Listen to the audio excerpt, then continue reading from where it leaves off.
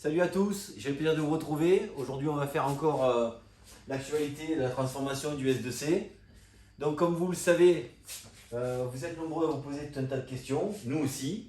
Donc, on a interpellé la direction à plusieurs reprises sur le premier sujet. Donc, le premier sujet au départ des formations était la mise en danger des salariés et principalement des personnes vulnérables, à qui on a dit tout bonnement, attention, la formation débute demain. Donc, on t'invite à prendre rendez-vous avec ton médecin du travail et à reprendre ton activité pour pouvoir aller en formation, alors qu'elles étaient déclarées vulnérables. Donc on est intervenu, on a rappelé un petit peu notre point de désaccord à la direction et elle nous a rassuré elle-même en nous disant non, s'ils sont vulnérables, ils restent à la maison et lorsqu'ils sortiront de cette période, ils pourront intégrer un cursus de formation adapté. Ensuite, deuxième point qu'on a traité dernièrement avec la direction dans le cadre d'une alarme sociale, c'est la différence de traitement sur l'attribution des congés annuels. Donc comme vous le savez, à SEM, les règles sont strictes. Vous pouvez poser vos congés. Et en ce qui concerne les agents du S2C qui intégraient SEM, on leur a imposé des périodes de 15 jours. Donc on est intervenu, et on n'était pas seul, on était avec le syndicat Force Ouvrière et le syndicat Sud, pour rappeler qu'on était contre cette différence de traitement.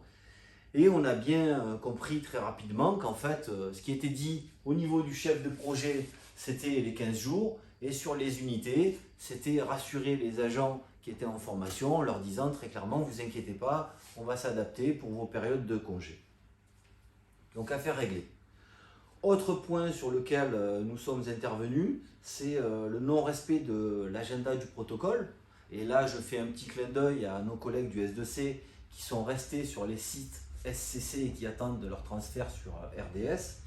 Donc le chef de projet, toujours qui est chargé de les accompagner, avait décidé tout bonnement d'aller plus vite que ce qui était prévu en les transférant au 1er mars. Donc nous sommes intervenus en lui rappelant que le projet indiquait très clairement la bascule des agents vers RDS dans le courant du mois d'avril à faire régler. Ça sera le cas puisque ça a été repoussé.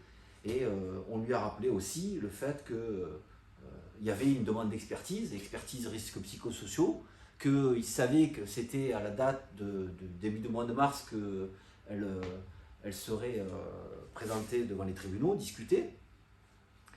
Et donc là, il a revu sa copie et le 30 mars, donc, on aura le résultat du tribunal et les agents partiront, comme ça a été indiqué dans un premier temps, dans le courant du mois d'avril sur leurs futurs attachements.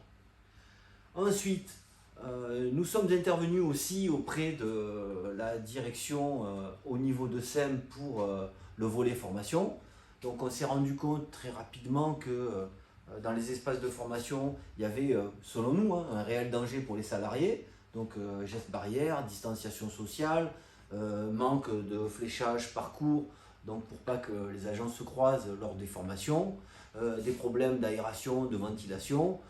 Donc on a déposé une alarme sociale sur le sujet en rappelant le fait qu'en pleine crise sanitaire, on ne pouvait pas se permettre de créer des clusters au sein de l'entreprise et surtout pendant les périodes de formation. On a vu aussi des sessions de formation où il y avait 24 agents en arc de cercle, les uns à côté des autres. Ça représentait un vrai danger. Donc je pense que du côté de l'IFR, ils ont revu leur copie. Et c'est tant mieux pour les agents. Ensuite, on est aussi intervenu auprès de la direction pour l'absence de référent. Donc on était nombreux à constater que lorsque nous arrivions sur nos unités et que nous posions des questions, on nous disait non, nous on n'a pas de réponse à t'apporter, ça sera à la formation. Et lorsqu'on demandait à la formation, on nous disait non, c'est pas nous, c'est S2C. En fait, on tournait en boucle et on n'avait pas nos réponses, donc on a un petit peu insisté là-dessus. Et la direction de SEM a pris les choses en main après que nous ayons déposé une alarme sociale et a décidé de sortir un guide. Un guide livré d'accueil, donc sur lequel on a pu constater très rapidement, puisqu'on a été les premiers à communiquer sur le sujet en vous disant il y a une adresse générique pour que vous puissiez, dans un cas d'urgence, prendre contact avec quelqu'un et annoncer par exemple votre absence. On s'est rendu compte très rapidement que l'adresse qu'on vous avait communiquée ne fonctionnait pas. Donc la direction a pris les choses en main et a contacté la cité pour régler ce problème. Et c'est un problème de régler, puisque dès aujourd'hui, dès le lendemain de cette histoire, vous avez eu la possibilité à nouveau de signaler vos absences ou d'avoir un interlocuteur via cette adresse mail. Ensuite aussi, on est intervenu, parce que vous êtes nombreux aussi à avoir été au courant de la distribution de chèques cadeaux pour certains et pas pour d'autres. Donc pour nous, c'est une différence de traitement. On a déposé une alarme sociale sur le sujet en demandant des comptes à la direction, qui nous a expliqué très clairement qu'elle avait un budget à disposition et qu'elle a mis à disposition donc de ses managers pour qu'ils puissent le distribuer. Force est de constater qu'ils ont choisi les agents à qui ils allaient le donner. Tous ceux qui étaient absents ont bien compris que de toute façon ils n'auraient rien. Donc sur le sujet, on a établi un constat de désaccord en rappelant voilà, l'équité de traitement qui selon nous devait être à la bonne. Et je vous rassure, nous n'en avons pas eu. Voilà. Et je pourrais vous montrer ma fiche de paye si ça intéresse certains. Ensuite, c'est le dernier point sur lequel nous sommes intervenus. Donc on l'a traité aujourd'hui, on voulait faire le point avec vous. Vous êtes aussi impacté lorsque vous êtes en formation sur des horaires de jour ou des horaires de nuit, là principalement sur des horaires de jour. Vous prenez votre véhicule et à ce titre-là, vous cherchez, vous tournez pour avoir, pour les plus malchanceux, parce que certaines lignes ont des parkings, d'autres pas, donc il faut chercher sur la voie publique une place de stationnement, se garer, payer, et après qu'est-ce qu'on faisait, qu'est-ce qui advenait de tous ces frais et à quel moment on nous les remboursait. Donc vous nous avez sollicité, on a interpellé la direction à ce sujet. Il y a un programme e-note qui vous permet de scanner ou de prendre en photo vos paiements et de les transmettre rapidement pour que votre manager puisse les valider et ensuite que vous puissiez obtenir dans les 5 jours qui suivent le remboursement sur votre compte. Donc ça c'est fait et c'est tant mieux, c'est un vrai soulagement pour les agents. Dernier sujet, donc on va revenir sur la formation parce que ça nous intéresse. Donc la formation, on s'est rendu compte qu'un agent de S2C qui avait fait une mobilité il y a quelques mois pour intégrer le département de SEM avait, lui, 9 semaines de formation, dont 9 jours sur le terrain en immersion et tout le reste en face à face avec un formateur. Donc on a regardé un petit peu le contenu de notre formation, la durée de celle-ci, on s'est rendu compte que pour nous, c'était uniquement 10 jours de formation en tête-à-tête avec un manager, formateur, digne de ce nom, et tout le reste, c'était une partie théorique tablette à la maison, avec pas d'interactivité, mais la tablette, avec le petit quiz qui allait bien pour valider.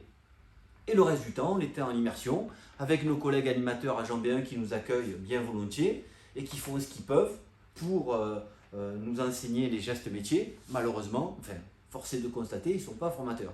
Donc, quand on fait la différence entre celui qui a fait une mobilité avant et qui avait les 9 semaines, dont une grosse, très très grosse partie avec un formateur et la formation que nous avons aujourd'hui, on peut vous dire, en vous regardant et comme on l'a fait avec la direction, c'est une formation low cost. Enfin, dernier point sur lequel il nous fallait vous informer. Donc, vous avez pris connaissance dernièrement de nouveaux bulletins mensuels de pointage et vous avez constaté que certaines primes n'étaient pas mentionnées. Donc, ce matin, on a eu la confirmation après une discussion que même si ce n'est pas mentionné sur vos bulletins de pointage, ne vous inquiétez pas, à la fin du mois de mars, vous percevrez l'ensemble des primes afférentes à votre métier. Donc, de ce côté-là, il n'y a pas de souci. Et dernier point, et pas des moindres, puisque nous sommes à quelques heures d'un potentiel reconfinement. Le Covid, les cas Covid explosent partout, et y compris à la RATP, et y compris à S2C, et on s'est rendu compte qu'il devait y avoir un rappel de fait sur l'ensemble des sites concernant à la fois les gestes barrières, mais aussi les mesures de précaution pour l'ensemble des agents qui seraient confrontés à un collègue qui est déclaré cas positif. Voilà, donc ça nous paraît important.